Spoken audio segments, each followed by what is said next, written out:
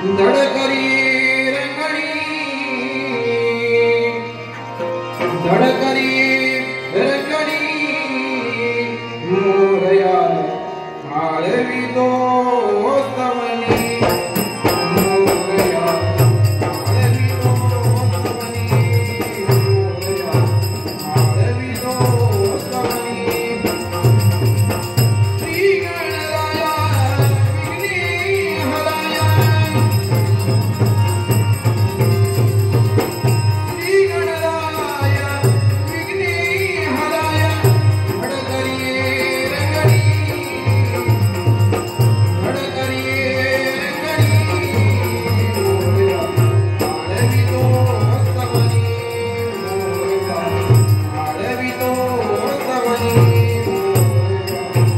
आळवी तो स्तवनी नाट्यारंभी तुला प्रार्थना नाट्यारंभी नाट्यारंभी नाट्यारंभी तुला प्रार्थना शिवतनया हे गौरी नंदना शिवतनया हे शिवतनया शिवतनया हे गौरी नंदना आतुरलो तुझ्या दर्शना आतुरलो आतुरलो तुझ्या दर्शना नमितो तव चरणी आळवितो स्तवनी आळवितो स्तवनी आळवितो स्तवनी भाव भक्तीचा नैवेद्य तुला भाव भक्तीचा भाव भक्तीचा भाव भक्तीचा नैवेद्य तुला स्वरसुमनी तुझ्या पूजेला स्वरसुमनी स्वरसुमनी स्वरसुमनी तुझ्या पूजेला नयनांच्या ज्योती देवती नयनांच्या ज्योती देवती रूप तुझे पाहुणी रूप तुझे पाहुणी आळवितो स्तवनी आळवितो स्तवनी आळवितो स्तवनी श्री गणराया विघ्ने हराया श्री गणराया श्री गणराया श्री गणराया विघ्ने हराया धडकरी रंगणी धडकरी रंगणी आळवितो स्तवनी आळवितो स्तवनी आळवितो स्तवनी गजानन महाराज हरदास आपल्या चरणी लीन होत आहे वरंगरोळी वरंगरोळी वरंगरोळी सर्व वर्ण कामाला सफल असतो सर्व कर्म सफल असतो हे माझ्या प्रिय भक्ता मी माझ्या मात्यासवे पितांचं तांडव नृत्य पाहत असता तुझी दीनवाणी ऐकली आणि या रंगमंचावर प्रगट झालो सांग रे भक्ता कोणतं असं संकट यावेळी आले म्हणून माझा तू धावा केलाय विघ्ने बहु येती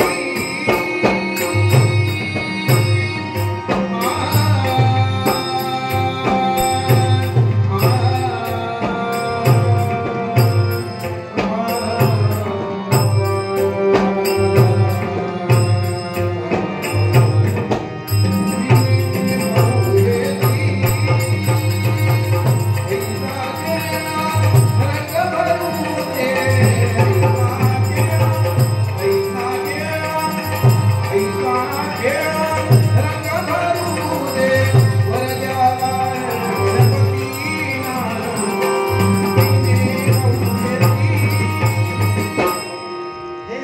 प्रिय भक्ता, तुझ्या नाटकात विघ्न येण्याचा संभव, म्हणूनच माझ्या हाती असणारा परिचय योग्य करू त्या विघ्नांचा नाश करीत असाही माझा मंगलमय ईश्वर, अन्य कोणती इच्छा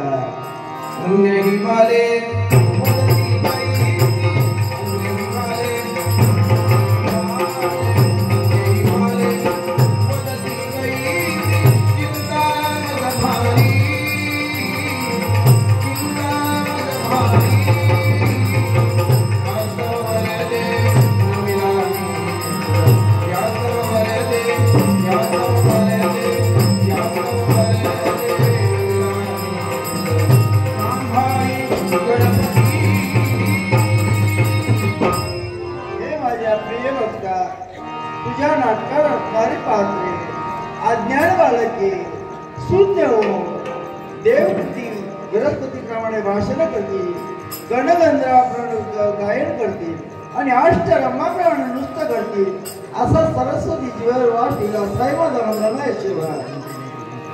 सुखकर्ता दुःखहर्ता वार्ता विघ्नार्ती विपुल विजय सर्वांगी सुंदर कृष्णुरा विलासी मारुता जय देवा जय मंगल मोरया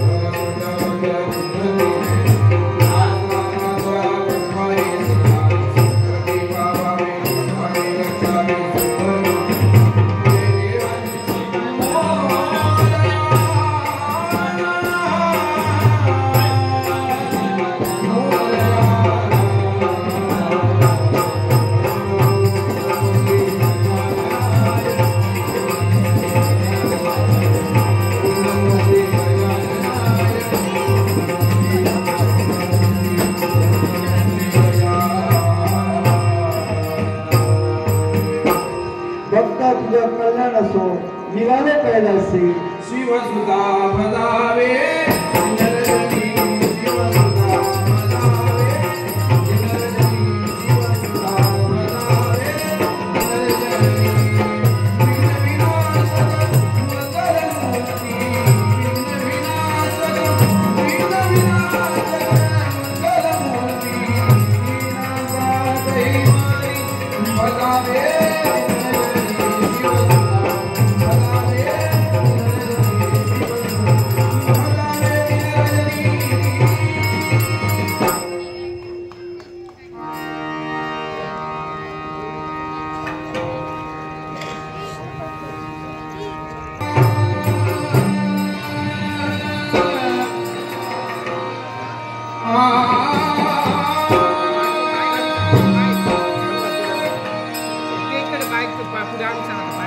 मोरे सैया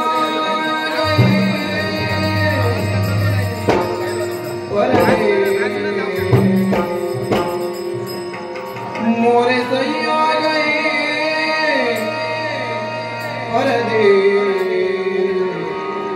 प्यारी याद सतावे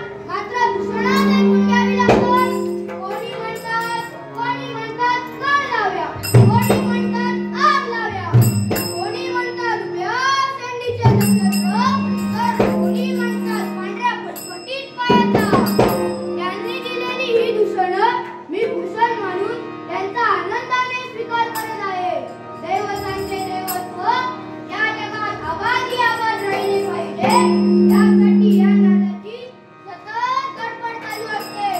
हे दयाधना, करता करविता तूच आहे. मी फक्त निमित्त मात्र आहे. तुझ्या ध्यानचिंतनाशिवाय माझा एक क्षणही जाऊ शकत नाही. नारायण नारायण. अरे वा, परमेश्वराचे ध्यानचिंतन करता असता तेव्हा या भौमासुराच्या प्रपंचपुरात आपले आगमन झाले समजलेच नाही. भौमासुर आपल्या आसनावर विराजमान झाला असेलच. प्रथमतः आपण नारायण नामाची ललकारी देऊन जागृती द्यावी. हे योग्य.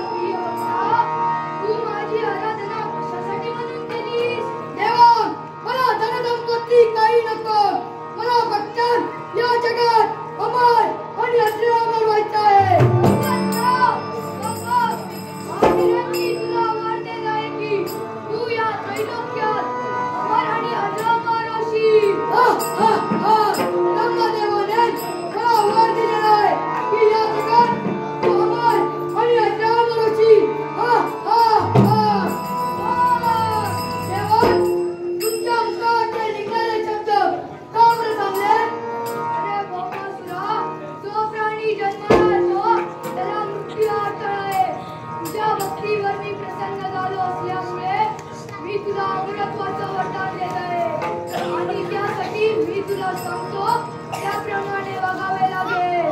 देवा, तुम्ही सांगितल्याप्रमाणे हा भौमासूर वागायला तयार आहे.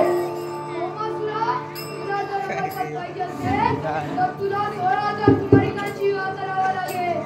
आणि ज्यावेळी तू 16,000 कुमारिकांची विवाह करशील त्याच वेळी तुला अमरपद प्राप्त होईल.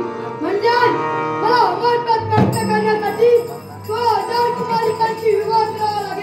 होय भौमासुरा, पण लक्षात ठेव, तुला तुझा मृत्यू आहे, परंतु तो आगळा वेगळा. मग सांगा माझा मृत्यू कशात आहे? अरे भौमासुरा, तू ज्याच्या कुशीकुलात जन्म घेतलास त्याच मातेच्यातून तुझा मृत्यू आहे. चल मी निघालो.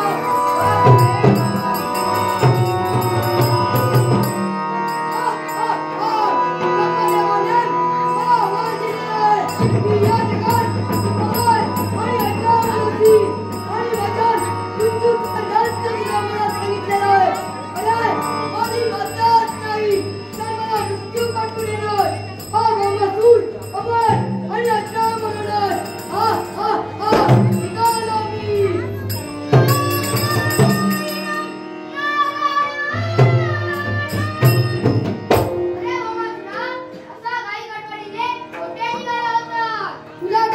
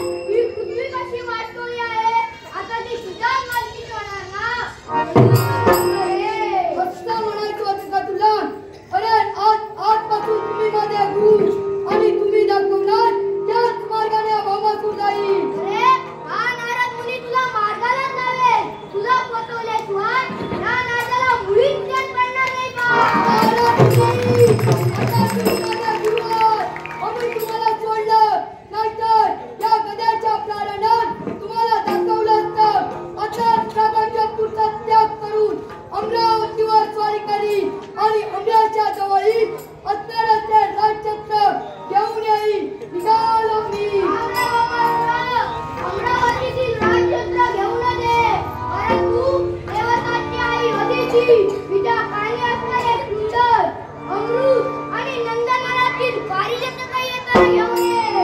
मग निघाला तुम्ही अर्थात सर्व सैन्यानिधी स्वर्ग साम्राज्यावर कार्य करून देवांना देवतांचे राजछत्र देवतांची आई तिच्या कानातील सुंदर अमृत आणि नंदनवनातील पारिजात काही येताना घेऊन येईल.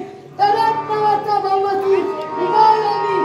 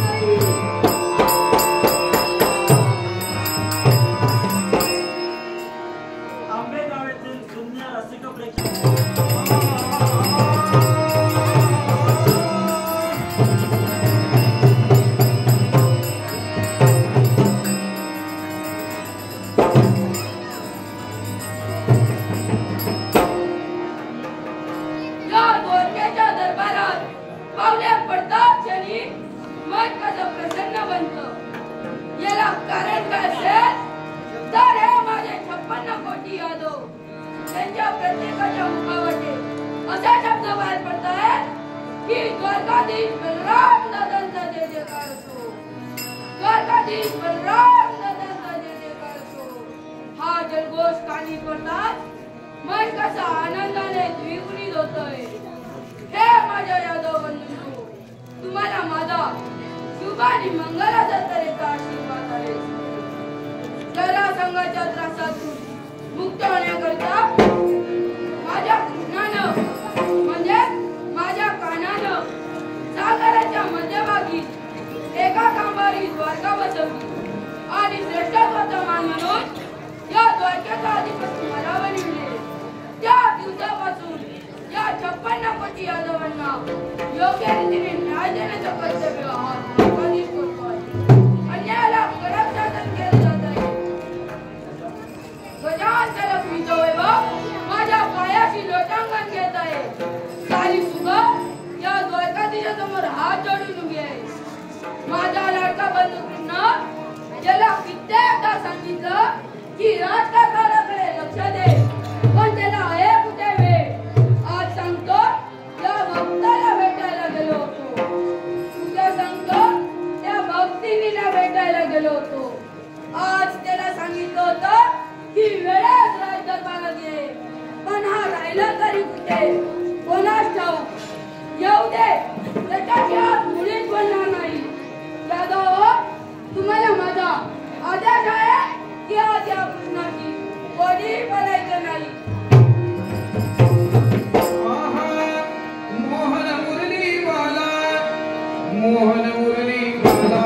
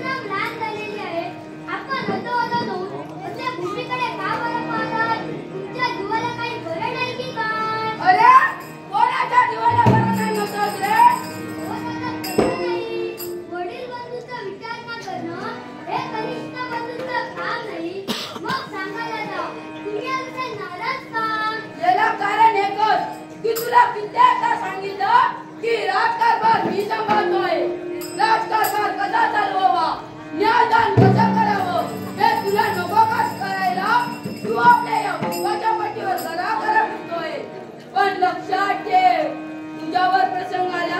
की यापैकी एकही भक्त तुझ्या पतीला जाऊन येणार नाही. दादा, मी प्रमाण करतो त्याची तुम्हाला कल्पना नसेल. हे सारे 56 कोटी यादव तुमच्या बाबतीत काय म्हणताय या ऐकण्यासाठी मी फिरतो. काय म्हणतात हे माझ्या बाबतीत? हे सारे 56 कोटी यादव तुमच्या गुणांचा गौरव करतात, प्रशंसा करतात आणि असे म्हणतायत की द्वारकाधीश दादा या राजगादीवर बसले की असे दिसतात की साक्षात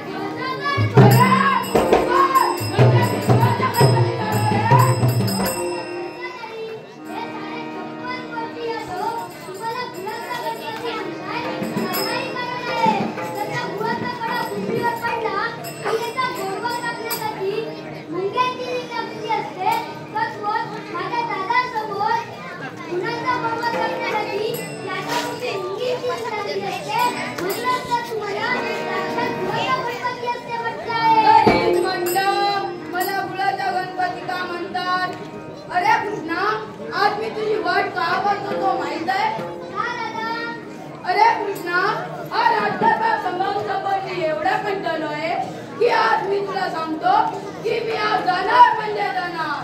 दादा, तुम्ही एवढा अवघड केला तर या सागरात अरे कृष्णा, तू माझ्या मनात वाट रे. तुम्ही जाणार म्हणजे नक्की कुठे जाणार? अरे जाणार म्हणजे द्वारका सोडून जाणार नाही तर जाणार कुठे माहित आहे? देवाची वहिनीच्या मागे जाणार आणि गप्प पडून राहणार. दादा, तुमच्या नवरा आपल्या बहिणीला वहिनी म्हणतो. अरे कृष्णा, देवाची बहिणी म्हणजे तुझी बहीण आणि माझी पत्नी. जर तुम्हाला म्हणायचं होतं, जर तुम्हाला लेवची बहिणीच्या मागे जायचं असेल तर खुशाल जा.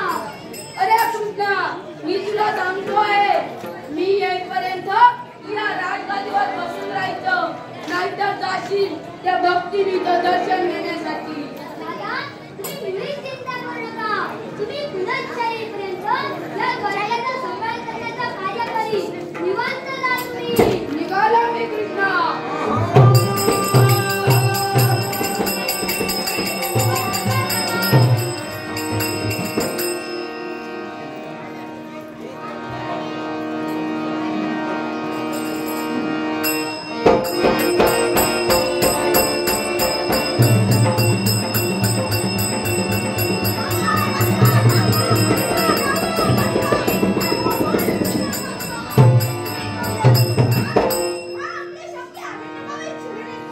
मनातील मनोकामना पूर्ण होतील. हे 33 कोटी देवतांचे अधिपती देवेंद्र महाराज अमरावतीचा त्याग करून या द्वारकेदाराचं प्रयोजन असा कोणता?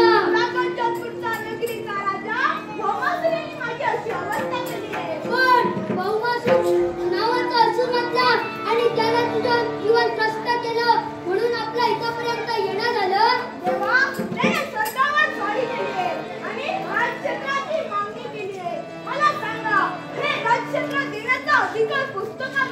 नाही अमरेश, मग तू त्याला काय उत्तर दिलं? मी त्याला समजावून सांगितलं, पण तो ऐकायला तयार नाही.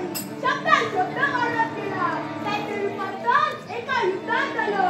दोघांचं कुटुंब असं युद्ध झालं. पण तेव्हा त्याच्या उंचीवरती कोणीतरी शक्ती वावरते. ती हाती वज्र घेतलं, पण त्यांचा निभावला गेला. देवेंद्र, तुझं द्वारकेत आगमन झालेलं आहे. मी तुला अभय दिला आहे. हा बहुमासूर कोण? याच्यापासून तुझं रक्षण करीन. कशी आपली आज्ञा? देवेंद्र, तू शयनगृहात विश्रांती घे.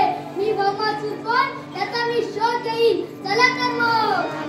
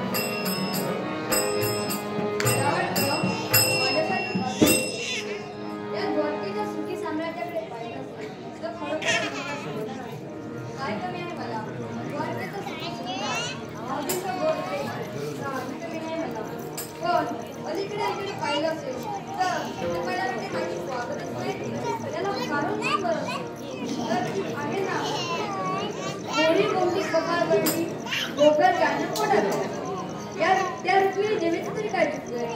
हे माझ्या नशिबात असणार, तेच मला मिळणार. त्यांचे अनेक भक्त आहेत. कोणत्या भक्ताला दर्शन देण्यासाठी गेले काही माहीत नाही. लग्न झाल्यापासून पतितानाचे लिंगिकन मस्तकी प्रतीक केल्याशिवाय या सत्यभामेनं एका अन्नाच्या कणाला किंवा पाण्याच्या थेंबाला स्पर्श देखील केला नाही. त्या माझ्या व्रतात मी केव्हाही खंड पडू देणार नाही. म्हणून म्हणते, किती म्हणून आपली वाट पाहायची? तुम्ही जर मला उद्दिष्ट ठेवण्यासाठी तयार झाला तर ते आपल्या सात्विक मनाला समाधान वाटणार आहे का? म्हणूनच म्हणते, हे नारनाथ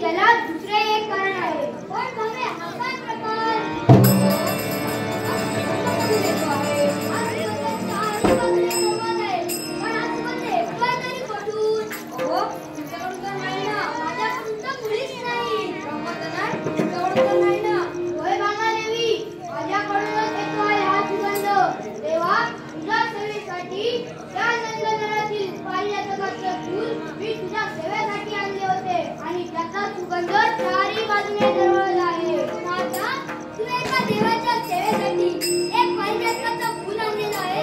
मग ते देव मला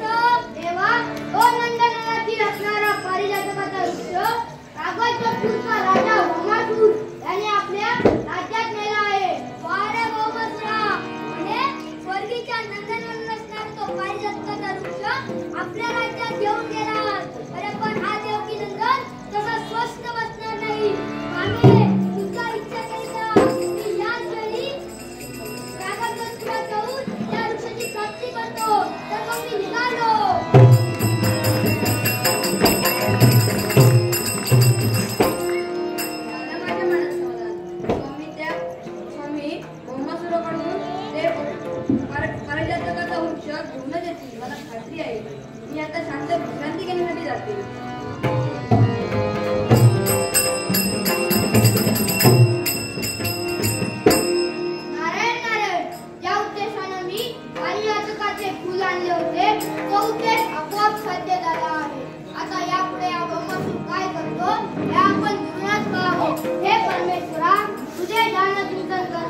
कोणी निंदा करो किंवा कोणी काही म्हणो, आपण सतत परमेश्वराचे ध्यान चिंतन करत राहिले पाहिजे. म्हणून म्हणतो आहे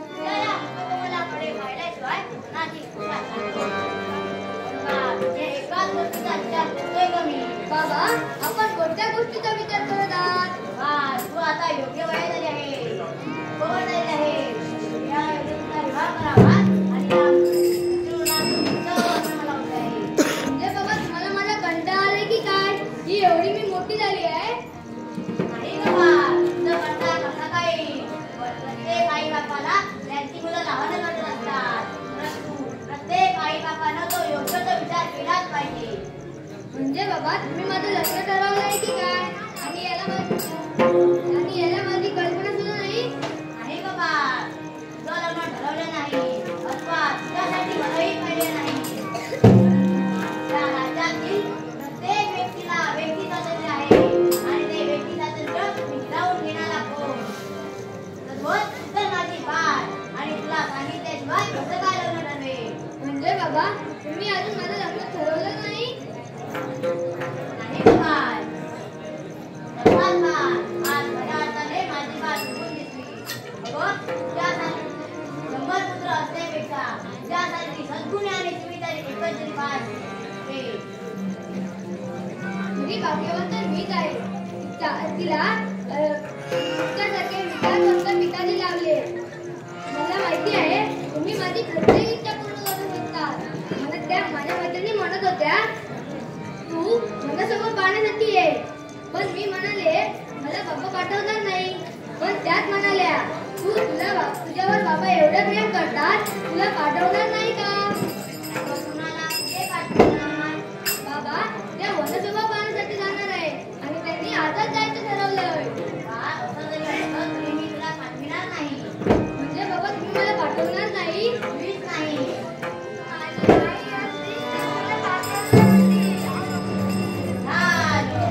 आईचं नाव काढलं निर्णय असंच करते.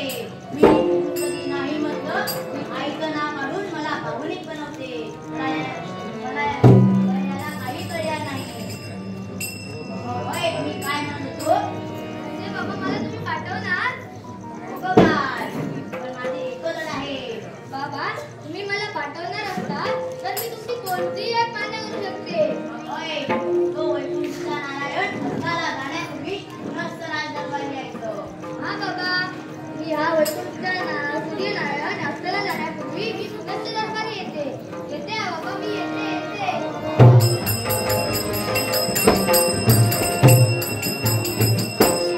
माझी कन्या मैत्रिणीसोबत वनशोभा पाहण्यासाठी गेली खरी, प्रत्यक्षात तिचं शपथ असतात. त्यामुळे तिचं रक्षण करणं हेच योग्य.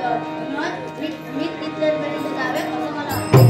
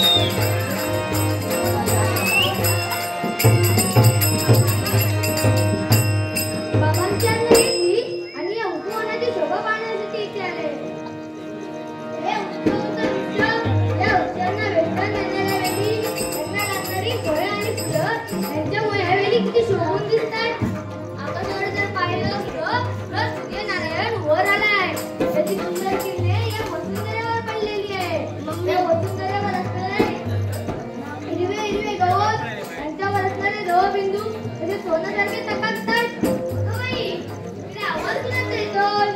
तर कोकिया गाणं म्हणते. अरे कोकिये, तुलाच काय गाणं म्हणता येतं? मला पण गाणं म्हणता येतं. ऐकायचंय? अगं ऐक. मंद मंगलरिया गार गार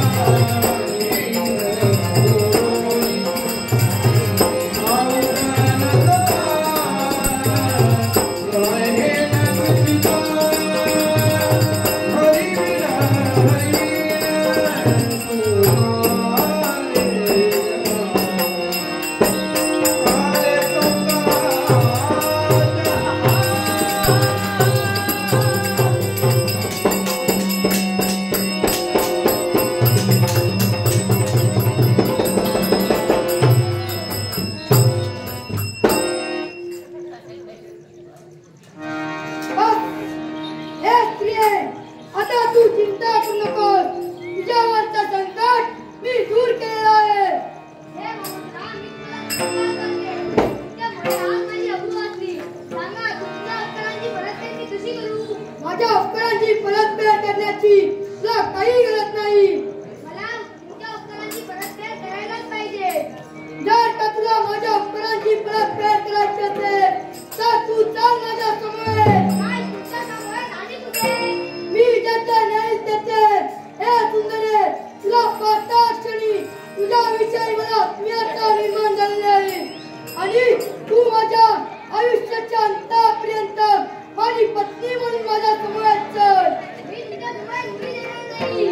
हे सुंदरे, तुला मी नमस्काराचा बदल करतोय. चल माझ्या समोर. मी येणार नाही. चल माझ्या समोर.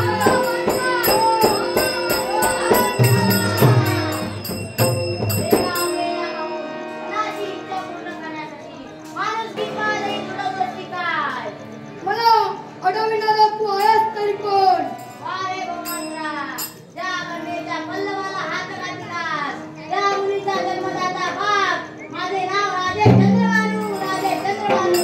कालिंदीच्या पिताजी तुम्ही कालिंदीच्या पिताजी म्हणजे माझे भावी सासरे.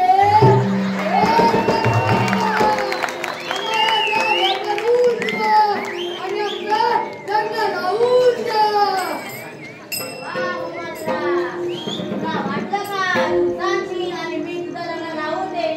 होय जाते बुवा, आमचं लग्न लावून द्या.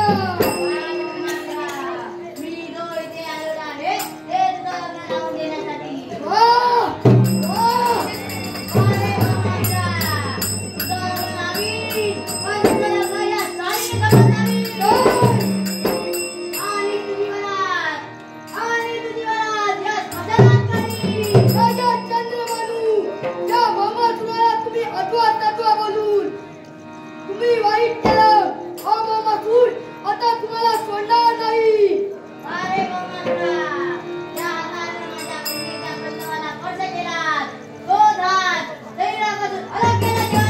तेव्हा तुझ्या तुझ्या कापी, तेव्हा तुझ्या लाई लाई एवढे तुकडे करी.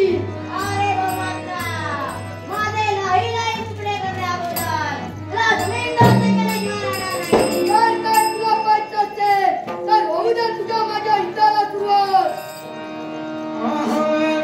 दशावतारी श्वास गोंडा राजा तुझा. दशावतारी श्वास गोंडा राजा तुझा.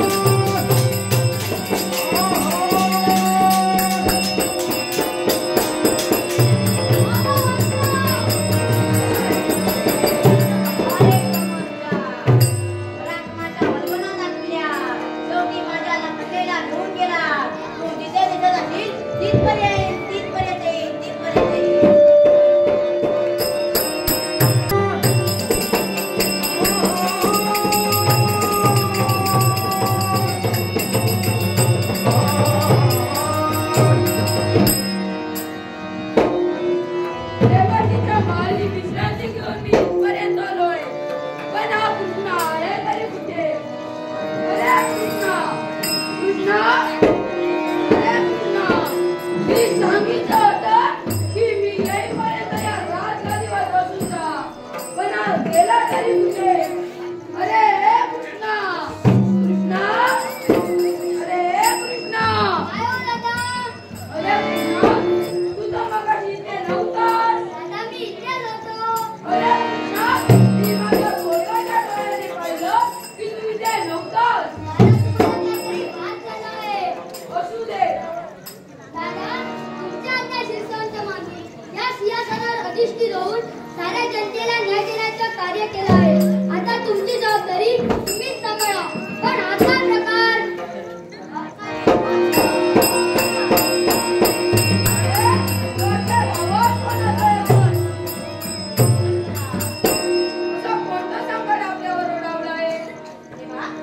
माझ्या कन्येला रोमांचराने घडवलं आहे.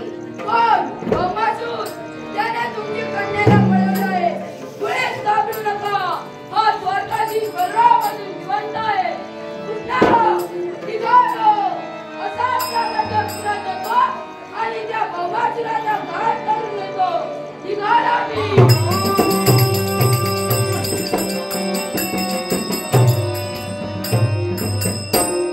दादा तर बहुमासुराचा घात करण्यासाठी गेले आहे. पण दादा जरी गेले तरी मला तिथे जाणं श्रमप्राप्त आहे. यासाठी मीही निघालो. तुम्ही निर्धास्त करा. तुमच्या कन्येला शिकून आणून तुमचा स्वाधीन करू. चला तर मग.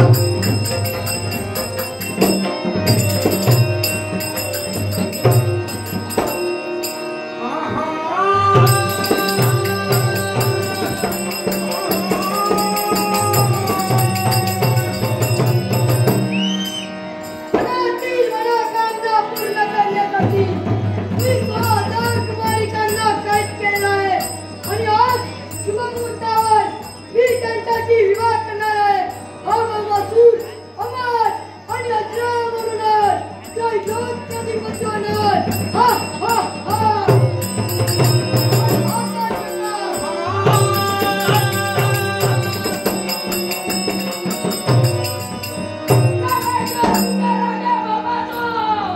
कुणीतरी माझ्या नावाने हाक मारले. जाऊन प्रत्यक्षात पाहावे. कोण आपण? द्वारकाधीश बलराम स्वामी. द्वारकाधीश सम्राट हा भौमासूर आपलं स्वागत करीत आहे. इथे येण्याचं प्रयोजन तुझ्या स्त्रियाचं अपहरण केलं आहे. तिच्या सुटकेसाठी मी इथे आलो आहे. द्वारकाधीश, ते एका स्त्रियाचं नाही तर 6,000 स्त्रियांना कैद केलं आहे.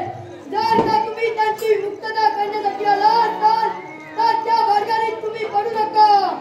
हे भौमासुरा, हा द्वारकाधीश आता एका स्त्रियाचा नाही तर त्या 16,000 कुमारिकांची सुटका केल्याशिवाय इथनं जाणार नाही. द्वारकाधीश, मी तुम्हाला समाचाराच्या बोलायला सांगतोय. तुम्ही आल्या मार्गाने चालते व्हा, नाहीतर याचे परिणाम वाईट होतील. अरे परिणामाची क्षमा बाळगणारा द्वारकाधीश नव्हे. जर तुझ्या अंगी एवढा जर समज असेल तर होय युद्धाला तयार. मग नाव कोणाची? पक्षिणी प्रभाती सारी असिताई. पक्षिणी प्रभाती, पक्षिणी प्रभाती सारी असिताई.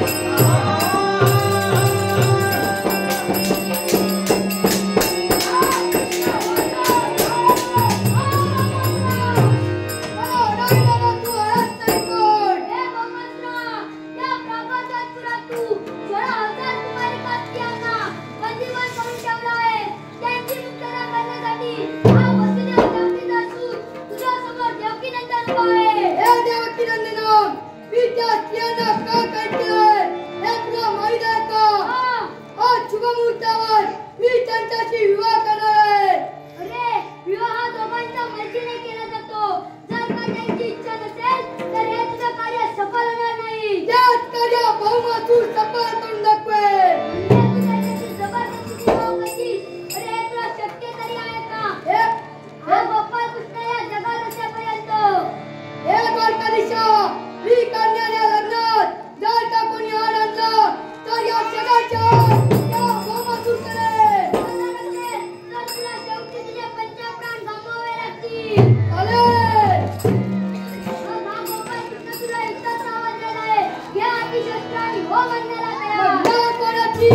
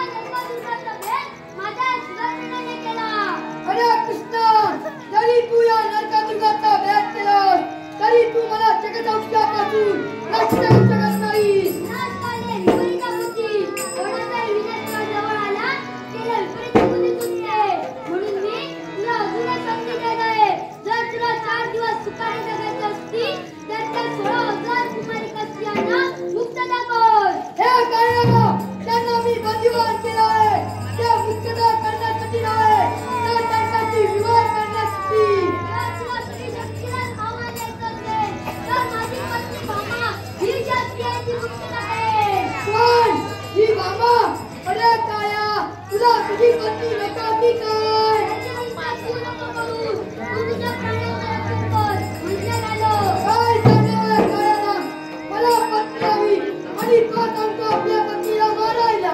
अरे बाबा तुला ही बाबा तुला युद्धात आव्हान देत आहे. घ्या ती शस्त्र आणि हो बनवा तयार. जर का तुझी ही इच्छा असेल ती पण हा बाबा तू पूर्ण करे मग ना कोणाची. दुर्गे दुर्गट भारी तुला विना संसारी. दुर्गे दुर्गट भारी तुला विना संसारी. नाते रमते